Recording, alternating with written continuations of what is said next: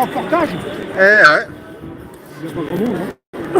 Bon, quand même, plus que. Ouais, c'est vrai que bon, c'est. Moi, je suis habitué aux manifestations où il y en a beaucoup moins, donc tu vois. Ah ouais, non mais les petites manifs, je les fais. Ils sont gentils, ils ont comment dirais-je, la volonté de faire quelque chose. Ah ouais, faut qu'il y ait quand même. 68, exactement, ouais. Mais après, ça change, parfois ça monte, ça descend. Ouais. Ah oui, oui, j'ai parlé aussi à Daniel. Il y en a plein là. Ah ouais. Ouais, c'est vrai que pas mal. Bon alors, je vais te dire une chose. Ouais. Je suis là sans conviction. Je me suis né sur un arbre, je le sais, ni Dieu ni maître, comme Léo Ferré. Il n'y en a pas un sur 100, mais pourtant il existe. Les anarchistes. Nous en ont reçu plein la gueule avec une petite idée. Voilà. Mais anarchisme, moi, de droite. Droite. J'ai fait ici sans conviction parce que Philippot représente que 25% de mes idées. Mais il faut être là parce qu'il ne faut pas jouer la division. Ouais, c'est ça qui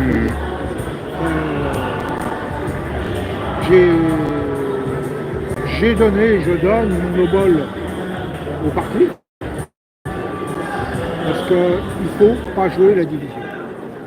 Il représente quand même quelque chose. Il faut le soutenir. Ça ne sert pas à grand chose, mais il faut le faire. Au moins, il branche des gens sur YouTube, il éveille quand même des gens, mais très peu de gens le suivent réellement. Donc, comme dit Umberto, c'est une pompe à vélo. Malheureusement, on n'est pas encore sorti de la 1, d'accord? On n'est pas sorti de non. Il faut maintenant, comme je dis à tout le monde, faites des réserves, armez-vous, légalement, c'est possible. Si vous voulez aller très vite, vous achetez un JPX pour la défense personnelle à toute portée. C'est très fort, c'est légal. Voilà. Moi, chez moi maintenant, dans l'entrée, j'ai un JPX. En permanence, armé. Et qui vite d'en arriver là en France. Parce que quand on voit toutes ces histoires d'agression à droite à gauche, c'est pas bon. Et je pense réellement qu'on est au début du problème. Là, Macron a dégoupillé une grenade en parlant justement des réservistes, des efforts de guerre. On ne peut pas faire la guerre sans hommes. La France n'a plus d'hommes. Comme je dis, où sont les vrais du terroir, les boulangers, les frères, les barons, le baron, et tout ce qu'on peut imaginer, des vrais patronymes français. Bien que dans ma famille, j'ai des gens qui ont des patronymes slaves, et ils sont français. Mais quand on a affaire à des gens qui sont comment dirais-je, dans des ghettos, ils sont mis eux-mêmes dans des ghettos autour des grandes villes, ils n'accepteront pas d'aller faire des périodes militaires. Pour défendre la France, ils n'en ont rien à faire. Déjà, ils ne savent même pas comment ils vont arriver à 35 ans, bien souvent. Donc, ils sont dans une autre démarche de vie que nous.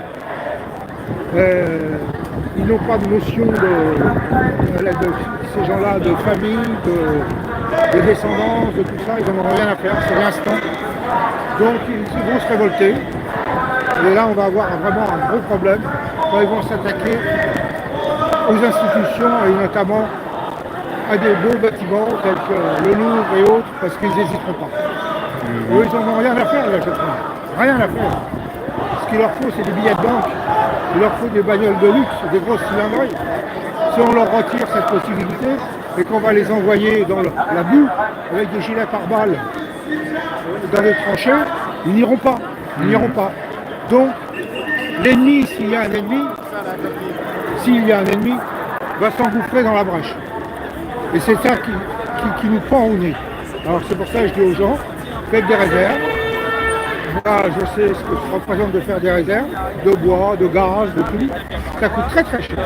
Il faut savoir que par exemple, quand on vend aujourd'hui des stères de bois, en fin de compte, tu achètes par exemple 4 stères, à la sortie, tu en as 3,20.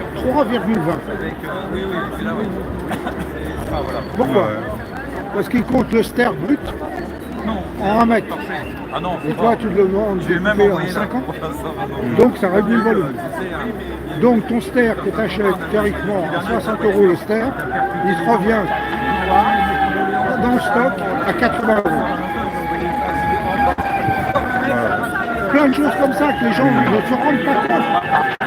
Et un jour, ça va péter. Et on veut interdire les poêles à bois. Les poêles à bois.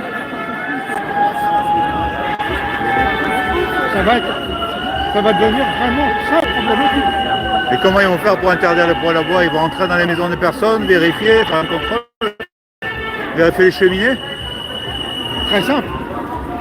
Ils vont mettre la filière bois à genoux. Et la filière bois est principalement tenue en région parisienne et autour des grandes villes par des Moldaves. On va laisser les forêts comme ça. Et laisser les forêts cramer parce que ça sera pas entretenu. Ils veulent toujours des poêles à bois à commande électrique, comme les poêles à polaire. Alors, bois mature.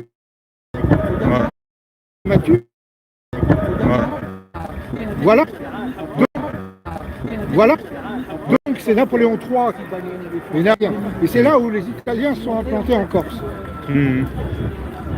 Donc, le bois on n'en avait plus.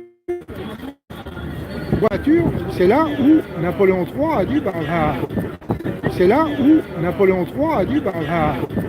on va en planter un qui date un peu.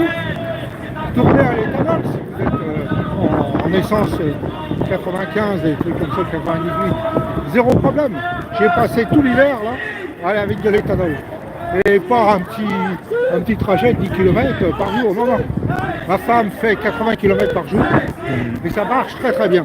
Simplement quand il fait bien froid, je vous conseille quand même de mettre au moins 50% de 95, parce qu'au démarrage, ça peut être un peu dur.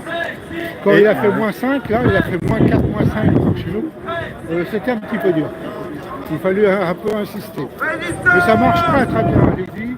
Sur la route, impeccable. Simplement, quand elle est froide, ça va.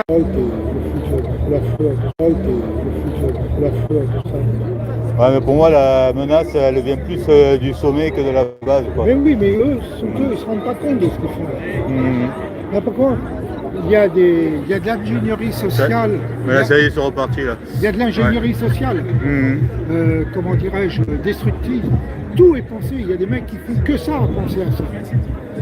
Foutre le chaos pour maintenir au pouvoir une élite. Des profiteurs. Je dis même pas une élite, je dis des profiteurs.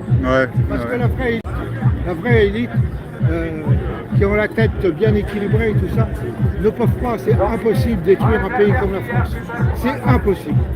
Donc ce sont des profiteurs. Ils sont plus profiteurs que toute la bande de la royauté. Moi, je pense qu'ils sont beaucoup plus profiteurs. Et n'oublions pas que déjà au XVIIe siècle, il y a eu un type, un noble, qui a écrit que le pauvre était indispensable à la société. Il faut juste lui donner ce qu'il faut pour le maintenir en vie. Ouais, il y avait Henri Guillemin aussi qui disait ça, qui citait Voltaire. Après, je sais pas si c'était vraiment une vraie citation de lui. Et là, d'un seul coup, ils sont aperçus qu'on avait des appartements, on pouvait transmettre un petit peu de propriété, tout ça, un peu de bien. Il y a des comptes en banque qui pourraient peut-être être un peu récupérés, quoi, au passage. Voilà. Donc là, ils sont en train d'être avec Philippot pour X raisons. Ils ont 5% en commun d'idées. Il ne faut pas faire la gueule, il faut être en soudé. Après, s'il y avait des problèmes de connexion, bon, espérons que ça va tenir.